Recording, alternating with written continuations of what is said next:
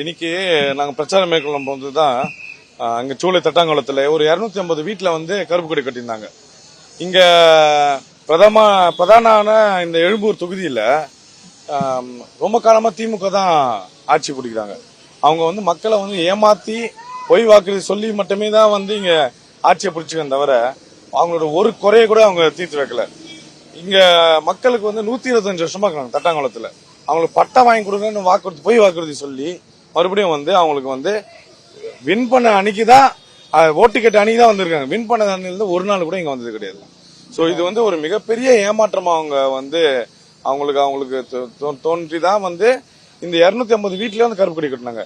ஆனா இன்னைக்கு நாங்க ஒரு மீட்டிங் பிரச்சனை ஆரம்பிக்கிறோம், எல்லா மக்களும் வந்தாங்க.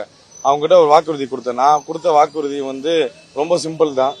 மக்களை ஏமாத்தக்கூடாது. எடப்பாடியார் ஆட்சி மக்களை ஏமாத்தாது. மக்களுக்கு எப்பயுமே உண்மைதான் எடப்பாடியார் தலைவர் செய்வாரு. மே 4 ரிசல்ட் வந்த உடனே வெற்றி படிவத்தை எங்க தலைவர் எடப்பாடியார் அவர்கள் காலில் சமர்ப்பித்த பிறகு 7 மணிக்கு இங்க தட்டாங்களுக்கு முதல்ல நான் வருவேன்.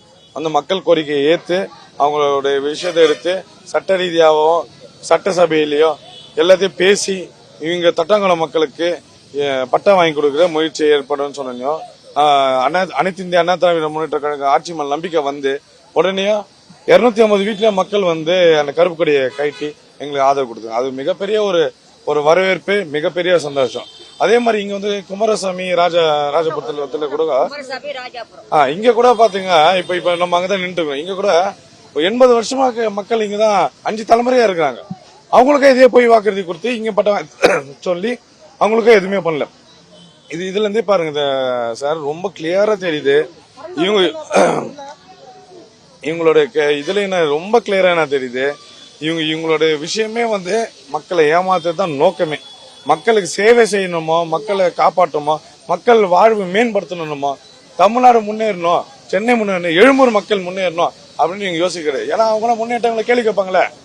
இப்ப மக்களை வந்து இவங்க வந்து இதே மாதிரி பட்டா கொடுக்காம அவதி இது பாருங்க. இப்ப பாருங்க, இந்த ரோடு மோசம், காவா மோசம், தண்ணி இல்ல, குடி தண்ணியில கால்வா கறக்குது. அப்படி எட்டி பாருங்க எவ்வளவு கஷ்டப்படுறாங்க. இதெல்லாம் இவங்க பிளான் பண்ணி தான் பண்றாங்க. இவங்க பண்றதுனால என்ன நடக்குதுன்னா மக்களோட வாழ்வாதாரம் மேலே ஏற மாட்டேது. அவங்க வந்து தினம் அவங்க வாழ்வாதாரத்துக்காக கஷ்டப்படும் போது மற்ற விஷயத்த யோசிக்க மாட்டாங்க.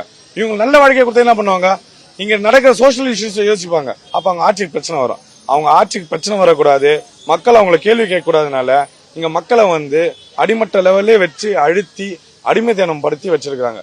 திருட்டு திமுக ஆட்சியை மக்கள் ஒழிச்சு இங்க 2026 அண்ணன் எடப்பாடியார் ஆட்சியை வரவேற்கணும்னு தாழ்மையுடன் வேண்டிக் கொள்கிறேன்.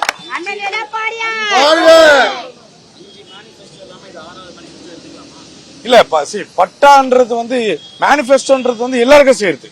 பட்டான்றது வந்து அந்த தொகுதி மக்களோட பிரச்சனை கேட்கணும். நான் உன்ன மக்களுக்கு இங்க மேனிபெஸ்டோ இங்க தட்டாங்குளம் மக்களுக்கோ குமாரசாமி மக்கள் ராஜபுரம் மக்களுக்கோ என்ன வாக்குறுதி கொடுத்தானா 15 நாளைக்கு ஒரு தடவை இங்க வந்து மக்கள் கூட உட்காந்து கமிட்டி மீட்டிங் போட்டு அவங்க குறைய கேட்டு உடனே எல்லா 15 நாளும் நான் இங்க இருப்பேன், இதே இடத்துல இருப்பேன். அதே மாதிரி இவங்களுக்கு நம்பிக்கை ஊட்டும் விதமா என்ன சொன்னா, நீங்க போன தடவை எம்எல்ஏவோ அது போன எம்எல்ஏ என்ன பண்றாங்க, வின் பண்ண வந்து பாக்குறது இல்ல. 4ஆம் தேதி எலெக்ஷன் ரிசல்ட், அந்த எலெக்ஷன் ரிசல்ட் வந்த உடனே தலைவர் எடப்பாடியார் அவர்களை பார்த்துட்டு அடுத்தது கோயிலுக்கோ எங்க வீட்டுக்கு நான் போக மாட்டேன், இங்கதான் வருவேன். உங்களை பார்த்துட்டு அப்புறம் தான் வந்து மற்ற வேலையை பார்ப்பேன். அதுல மக்கள் ரொம்ப வரவேற்பு. அநேகமா வந்து திமுக டேக் ஆஃபே ஆகாதுன்னு நினைக்கிறேங்க இந்த எலெக்ஷன். தேங்க்யூ.